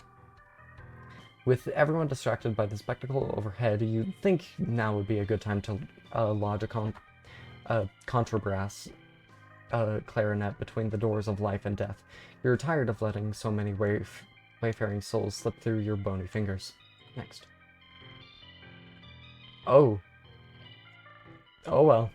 When you open the door, the massive difference in gravitational potential sucks you and everything in the afterlife through it. Sort of like a short circuit of gravity. Whoops. Whoops indeed. Also, hello Mandelbrot set with other, things. I am experiencing quite the run so far. No more running. You shall be walking now. Next. No. That was such a good joke. I know. Flowers and angels and honeybees are everywhere. What a mess. You've got to get that door closed. It won't be easy though. It's likely that the only strongest man on Earth can close it. 80, level 99, Belly of the Whale, Blowhole Swan Song. No stranger to massive suction forces, you open that massive aquatic pie trap of yours and deal your most advanced stomach tech of all. The whale above sheds a tear of salty liquid admiration. Next. You consume your counterparts, ZAD and FAD, finally uniting as one mean, strapping dick of unprecedented vim. A phenomenal transformation takes place. You become, my god, you become, next, a stick. Really, you are just utterly astounded by how shitty your imagination is. If your imagination was a face, you would punch it in the face. Great imagination, a stick. 80, close door. You close the door with little effort. Death lodges it shut with this sturdy instrument. Very sturdy instrument. Next. The entire flower was sucked through the door, inside out. On closing the door, the gravitational forces have been snuffed out, leaving an empty stem where the afterlife once was. GPI regards it fondly, albeit in a slightly disconcerted manner. Angels escape via Hawking radiation. The angels flock near the event horizon as far as they can make it against the pull of the gravitational field. Next. Due to the principles of uncertainty regarding the existence of angels in a vacuum, each splits into the angel-anti-angel pairs. For each pair, one of the two escapes, while the other falls back into the black hole. Yeah, sure. Next. The Demimonde goddess also splits, creating a pair of Demimonde semi-goddesses. One escapes, the other stays. Next. The black hole emits Satangelic Hawking radiation and shrinks due to loss of mass/energy. DS. Seraphimic Dionysus. Dionysus. No, it's Dynameis. It's not Dionysus. Never mind.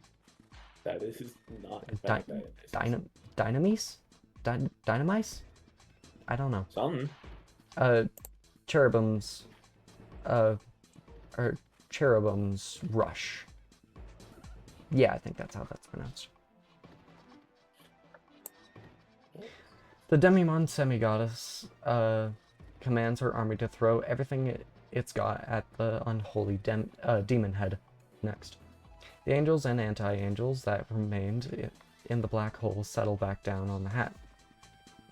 Hatless man, retrieve hat. The ornery drunkard snatches his well-traveled headwear from death. He has a bone to pick with him, and he is going to let the bony fellow hear it. Next. The man vomits into his hat. That sounds about right. Yes, grant PS a boon. The semi-goddess bestows you with the most powerful set of keys in the universe, the Smith Corona Blot Spitter. What? Dispatcher of the despotic, convincer of the uncompelled, it is one of several fabled holy weapons reserved for the chosen arbiter, sealed and protected by the realm's hallowed figures of nobility. Wow. Next. She plucks a ribbon from her hair and supplies you with ammunition. You acquire 1 ink ribbon cartridge. P.S. Load weapon. You load the cartridge into the blot spitter. Pull back on the blot handle, lock and load with a ding. P.S. Level 98, Sleuth Diplomacy. Poison pen letter. The hammer at the keys of the Smith Corona, the machine gun fire of your typing roars throughout the universe. You pen a strongly worded, rather unpleasant note to DMK. Next. With a flourish, you notarize the memorandum with some official marks and present it to DMK for his judicious consideration. Okay, spell that except do you even know how to... okay. I don't think it's going to be worth it to read that note. What was that? Sneeze. DMK... It sounded like the bite of 87.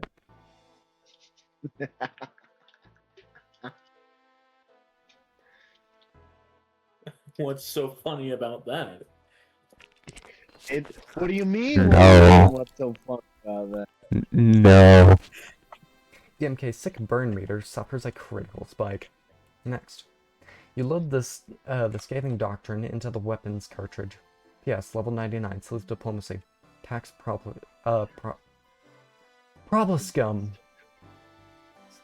God, do you even know how lame you are? What is with all these heads, and where do you get off being so impossible anyway? You spent more than half the game,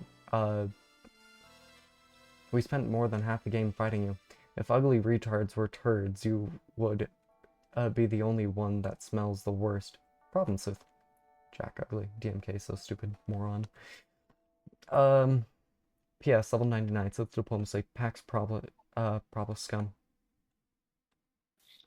In the last-ditch effort to salvage diplomatic proceedings, you invoke the ultimate resolution in your formal attack of plenipotentiary clauses, motioning for bilateral demilitarization and cessation of hostilities for the mutual advancement of the prolonged commitment to the furtherance of harmonious relations among sovereign parties. Why does Problem Sleuth become more and more complicated to read as time goes on? Because fuck you. Shit, I'm out of water. Oh. Next. Peace be with you. Next. Pax. Next. Another health bar depleted. EMK's second health bar has been eliminated. Also, I'm just now realizing that hat that Problem Sleuth has is the same hat that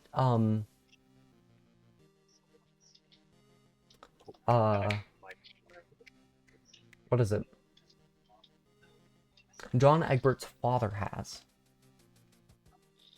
A fedora? Yeah. That's a pretty common hat. But no, it's like the same asset.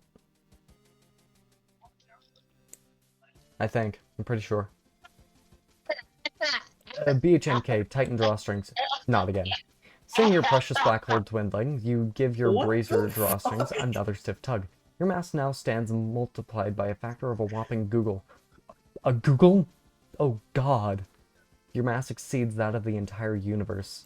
No, not your It's either mass, your dense... Wait. Huh?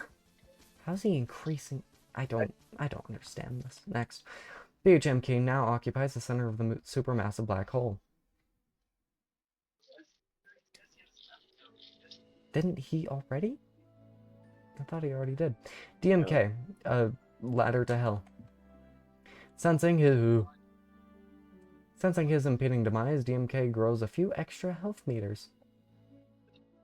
You can just do that? He can just do that, I guess. What the fuck? MSPA readers, react to update. That's sweet, a new page. Don't do it. Don't meet death. This is quite the Balatro. MSPA readers, never mind. Continue. Oh, it just goes through the planet. Next. Devil, prod damned with fork. You give the morons a lively poke with your gay pornography. Why? Huh? The morons shed tears, either of torment or gratitude. You will assume it is the latter. Okay, next. The universe is becoming a rather crowded place. Yeah, it most definitely is. Next. The sun. The Chicago overcoat is headed straight for an encroaching sun. If not for your wealth of nautical seasoning, you would find this development rather disconcerting. PI, navigate with sextant. You take the chronoscope from the wheel again and attach it to your trusty sextant. Next. The clock tower sextant is activated. Its great index arm pendulum swings to and fro, simultaneously plotting the ticks of time and the altitude of heavenly bodies. PI, plot a new course. This Yes, is easily the best vanilla run I've ever experienced. You know what? I may or may not have Brainstorm, Blueprint, Baron, Mime, and DNA. Problem Sleuth, Chapter 22 Curse. It doesn't exist, but it hasn't existed until now. So I make it exist and cast it upon you, Ethan. Through careful adjustment of the instrument's various mirrors and dials, you rotate the entire universe about the ship's vertical axis. The ship casts off from DMK, who wants no part of the blazing sun. You are free to navigate the stars for however long they may last. Next. You pop the scope back in place to reactivate the wheel. Although that may have been somewhat premature, you are now headed directly for the clock tower. Weasel King, ride Mount Lardass like a mechanical bull. Alright? You already did that a while ago, and it was a lot of fun, but the time for such games has passed. Mount St. Lardass is in a critical state of instability. Your kingdom is in jeopardy. Next. Absolute cinema. No. You direct your imperial gazing wand above. What you spy through the eye peep troubles you deeply. It is not just your kingdom, but the whole universe which is in peril. You really ponder the fuck out over the dilemma. You know the answer lies within the depths of your bottomless kingly wisdom. You know there's only one hope. There is only one chosen arbiter. Weasel King, commune with Arbiter. The souls of the Arbiter and the King merge as one. The prophecy was true. The destiny flips the fuck out. Or destiny flips the fuck out. P.S. Final flip out. Just attacking the bars directly. Great idea. Next. The rest of your ink is drained, fueling the final conflagration of all-consuming holy charisma. Next. Wow. Next. Next. Oh, that's concerning. That is... The majesty of your personal charm spreads throughout the cosmos. Legend will speak of a great champion of pulchritude. Scribes will scrawl his praises. Bards will wail his glorious poets will bleed their inkwells dry and weep them full again. Men of character will breathe this story their passions, as warrior blows white conch of jagged rock, as paramour puts flushed lip to lover's mouth. Men of spirit aflame, open of shirt and snug of pantaloon, rose-breasted men with swiveling hips, nimble legs, and restless hearts, men whose vehemence of temperament fills their throats with melody, their footwork with rhythm, their fiery cluck of learned genteel men, as these will pique the ear with tales of this champion, a champion who by metal with his glowing personal charm alone saved the universe. Next. DMK is finally dead. Next. Not quite. The vulnerable blooms, exposing DMK's fetal seed pod. If it is allowed to detach, it will mature into a new and revitalized DMK. You probably should not let this happen. Next. Unfortunately, Sepulchritude has sapped your last ounce of vim. There isn't even a large object around to throw at it anyway. Meanwhile, that useless skipper of yours is off gallivanting somewhere. Next. The useless skipper makes a note of the development with his keen ogle. No time to correct the ship's course, you will have to refit the sniper rifle with the scope for a final kill shot. Hurry, you fool. Next. This is incredibly urgent. BHMK, tighten drawstrings to limit. Enraged by the downfall of your demon head, you give the corset one last tug. Your mass soars to an insane multiple of 1 googolplex. Bah. That's a pretty big number. That is a big number. You're right. Through the inscrutable extraspatial crannies and fissures within the singularity, you undergo another bizarre transmogrification. BHMK, retrieve arms from crannies and fissures. You've already got 1,000 of them, lardass. Next. BHMK swells to a monstrous, ultra-massive black hole. Next. Next. The sun is absorbed by the black hole, filling it with daylight. Next. The stellar body heats up that ludicrous battleship you call an ass. Elsewhere, molten rock churns. Next. PI finally puts a sniper rifle together. He takes aim at the seed pod. Next. DMK is too weak to resist the pull of the black hole anymore. PI misses his shot opportunity, unless there may be one last hope. PI, fire at moon. You blast a chunk out of the moon. Captain Snoop and his mecha legs are jettisoned from the satellite. Alright, next. There goes the moon. There certainly goes the moon. Next.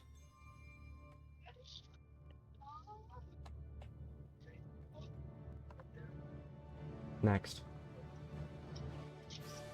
As the black hole expands, PS is pulled closer to the event horizon. You watch universal events around you accelerate as it approaches. Next. The Chicago Overcoat approaches the clock just before the ship collides. The universe flips around sporadically for reasons you can't explain. Time zooms off to infinity. Next. Electric current travels through the fan cord across the relativistically shortened span of the universe in the blink of a relativistically accelerated eye. Next.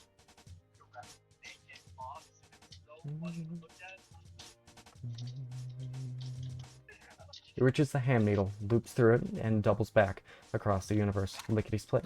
Finally, it reaches the square shoulder tolls through the bread truck and out the private booth and through the ceiling of the brothel. Next. Captain Snoop's noble mount comes to a rest at the foot of Whore Island. The end of his long journey coincides with that of the electric current. Next. Next. The bust falls into the labyrinthine pseudo-cube comprehensile's unfathomable catacombs. Next. Egad. Once again, no time to correct the ship's course. Gotta save that bust. Only you can do it. You know it.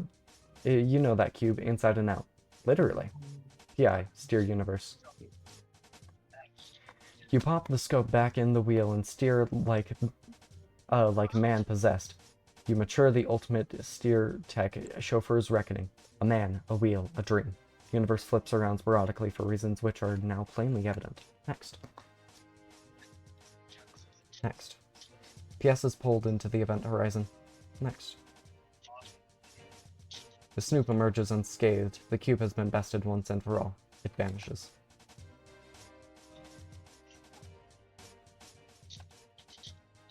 Death tears weeps tears of joy, I think.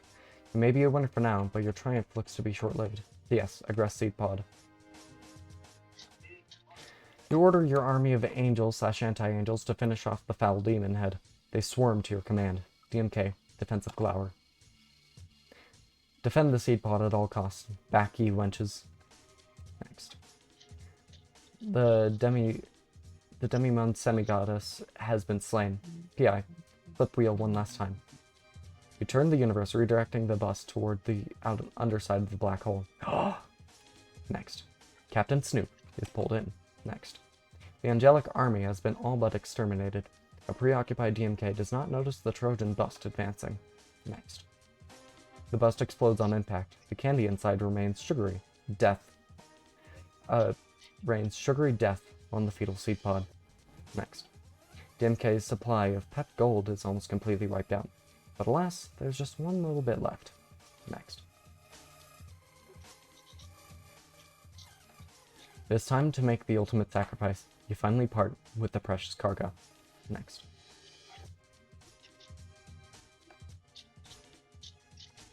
DMK has been slain. Here comes that moon. Everyone brace for impact. Next. The HMK is pushed through his corset. Next. Mount St. Lardass erupts. Next. The black hole explodes. Next. The universe reverts to its prior dimensions. St. Lardass? Next. What? Yeah, Mount St. Mount Lardass. St. Lardass? Yes. Okay. Everyone and everything trapped in the black hole is ejected in random directions throughout the universe. Next. DMK's hat falls through the sky. Next. You breathe a sigh of relief. You can't imagine what you could possibly be forgetting to do. What the heck is that giant ticking sound? Next. And what is the meaning of this large, busty fishwoman in your wheel's viewport? Next. Oh dear. Next. Not the clock. Oh no. Next. Oh, it just goes straight through the viewport. I guess that makes sense since it's, you know, a viewport. Next. The bust to the face sends you reeling. Next. Next. Next. DMK's hat is skewered by the ham needle. P.S. AD. P.I. Land in a hard-boiled manner.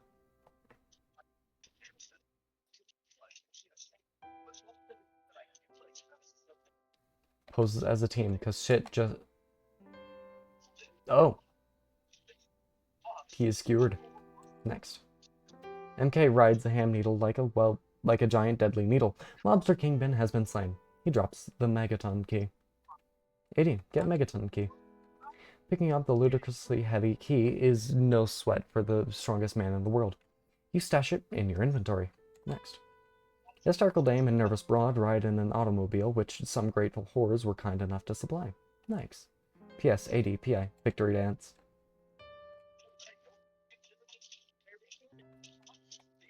While the others set their feet aflutter with a righteous mirth, our hero is in no condition for merriment. Next. You're one of the top problem sleuths in the Caligonous Void. Solicitations for your service are separated by eons of white noise in the stew of primordial consciousness. Compensation abstract. It is a dewy whirl of fibrous skein of now. You are feeling particularly existential tonight. What will you do? Quickly retrieve arms from approaching light. What approaching? Oh, that one. Next. The dancer spins to a haunting melody. The light is so bright, you wonder what tantalizes you on the other side. Only you could...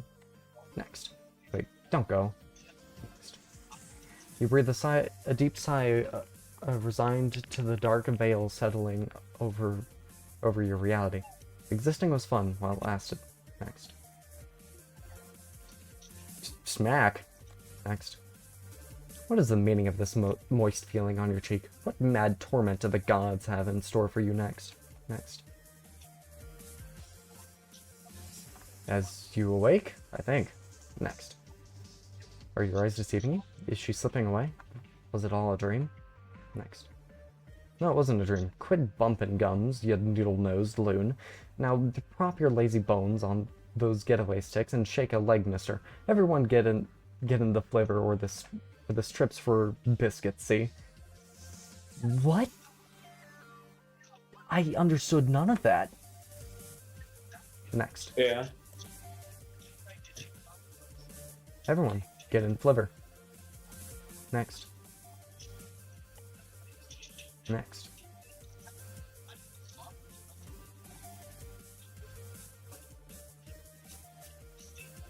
Exit. You're a winner.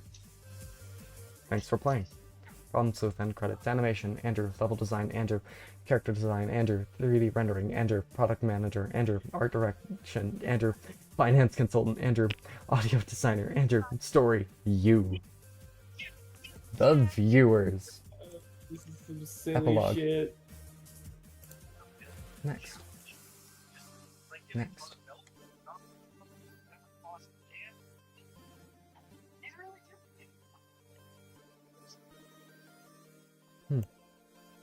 Epilogue. Next.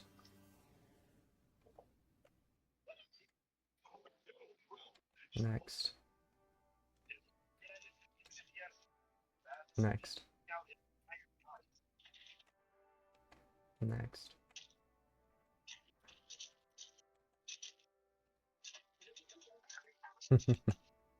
Nice. First.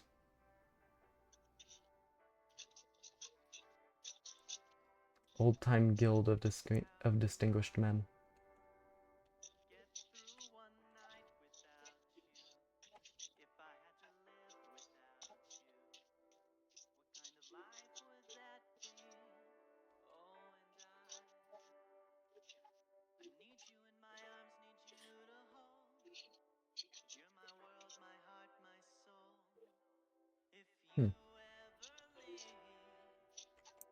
Is that like a relay race or something? I think.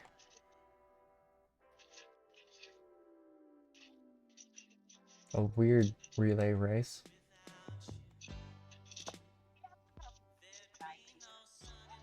No, this is not the music we are having right now. Better.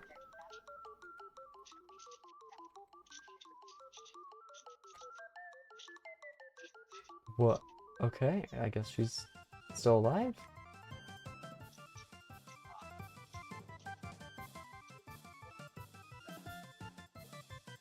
A dapper young captain sets foot upon his aero trolley's person carriage.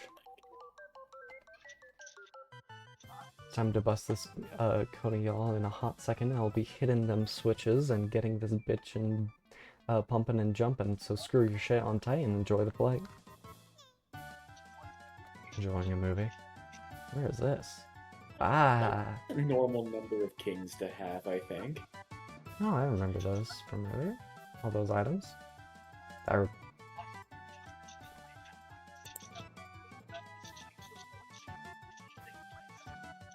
MK, exit Afterlife. Death is nowhere to be seen. You take the opportunity once again to sneak out of Death's door. Next. You cannot. Next. GPI, fondly regard... You're a loser. You are. Puff. GPI, finally regard creation. Oh. Next. Cool shades. Next.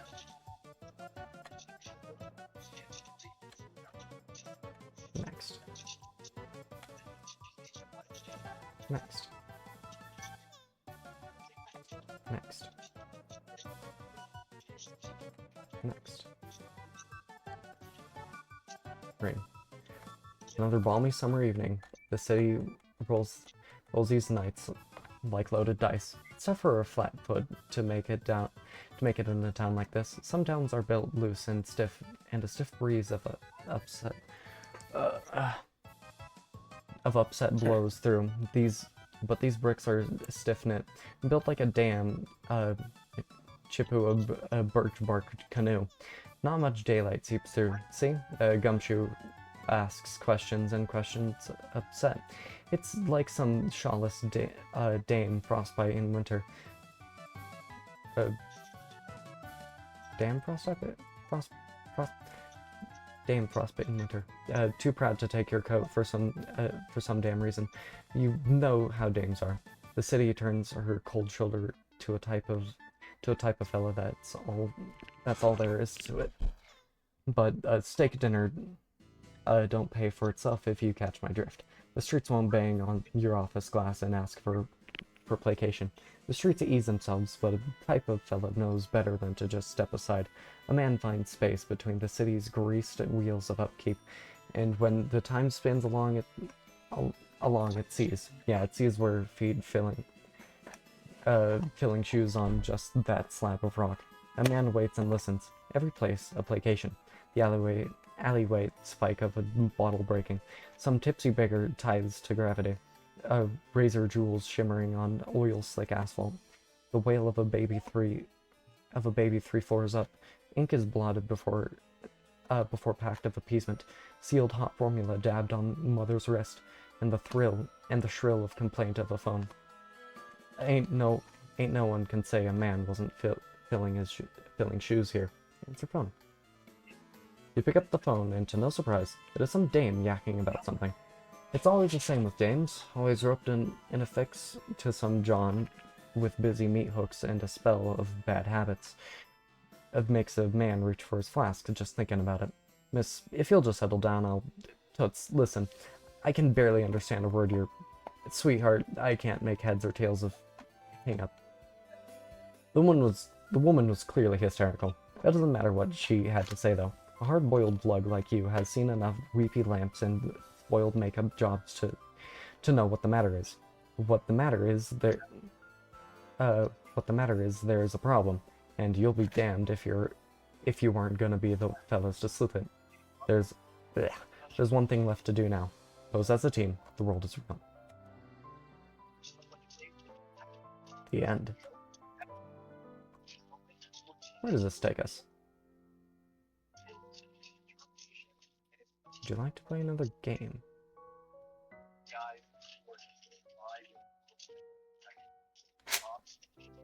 Oh, just death. You like your game, Steph, don't you? Ah. Well, that's problem, Sleuth. Sick. Damn, that's a lot of tabs that are opened. Close that. Close that. Close that. Close that. Close that. That. Already seen that. Don't need the map anymore. Anyway. Let's see. Yeah. Gonna do all these at once whenever they release. Oh, there was one thing I wanted to check out before I disappeared into the night. That was... Okay. No. They all want us to play with some sort of multiplayer game. Sure, just let me finish this run. I'm gonna do these survival levels first. I can't. I wish I could. Alright. You two have fun with that. Where is it?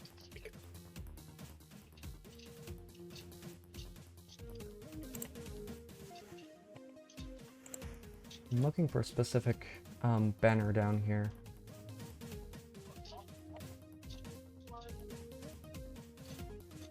That I can't seem to get. Nope, wrong map. Start cooperating and realizing that. Map for problem sleuth. Hey, Wager, before you go, you want to know how many kings I currently have in the full deck? Sure. 44. That's a lot of kings. Also, I wasn't going to disappear immediately. But, yeah. Maybe it's that, no? 11 of them are red seal gold polychrome cards. That sounds like quite the run. Yeah, Maybe... I have 3 copy jokers, and bear in mind, this is that would do it. I also had DNA for quite a while. DNA would also do it. Yeah, my score is very funny, especially because I'm on Plasma deck. Hmm. I am intentionally trying to get Nana Infant. I think this might be the run that does it. Maybe. What difficulty? I would... White Stake. Oh god. White Stake is the base difficulty. Oh yeah. I haven't never mind my stupidity. I haven't Gold played Stake in is the hard one. I haven't played in forever. True. Oh, come on. Am I... Oh yeah, that's why I'm knowing. I still need deck fixing. There we go. 2 days until whatever this is releases.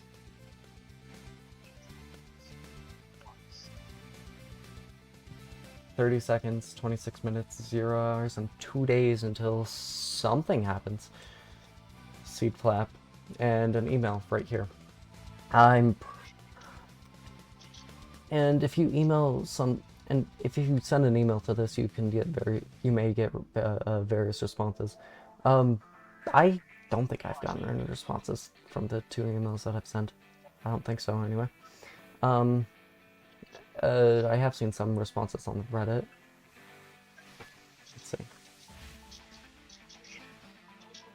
And yeah, I'm pretty sure this is just about the,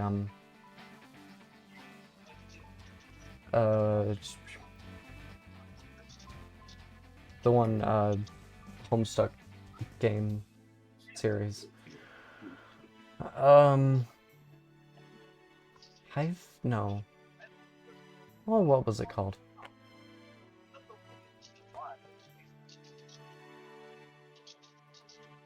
Let's see.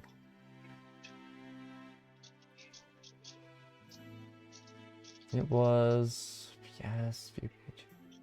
Hive... Oh, it was Hive Swap. Yeah, I'm pretty sure this is probably going to be the release of Hive Swap Act 3? Chapter 3? Whatever it's called. Which will be interesting to see. I mean, I haven't finished Act 1. So... But... Anyway... Oh yeah.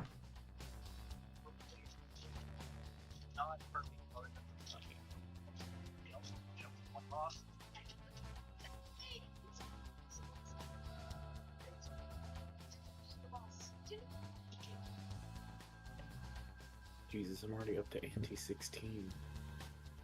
Anyway. That's not a problem, Sleuth. Yay. Goodbye.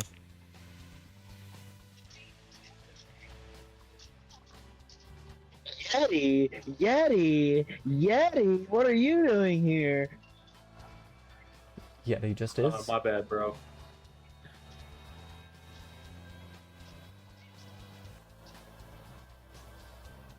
Emperor Acorn is a minor inconvenience.